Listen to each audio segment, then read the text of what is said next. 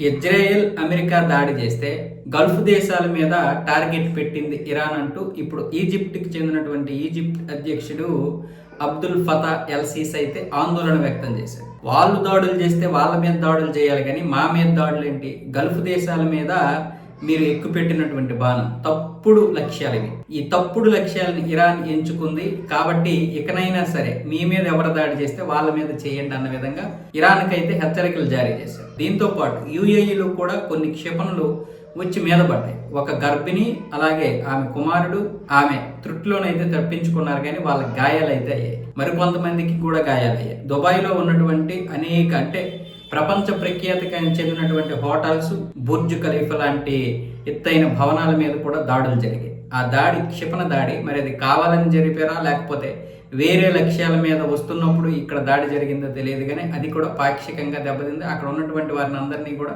ఇప్పుడు ఖాళీ చేసేటటువంటి పరిస్థితి అయితే ఏర్పడింది. దానివల్ల కొన్ని కోట్ల రూపాయలు నష్టం. సో ఇలాంటి పరిస్థితుల్లో ఇజ్రాయెల్ దాడి చేస్తే మా మీద మీ ప్రతాపం ఏంటన్న విధంగా ఈ యొక్క గల్ఫ్ దేశాలన్నీ కూడా ఇరాన్ని హెచ్చరిస్తున్నాయి.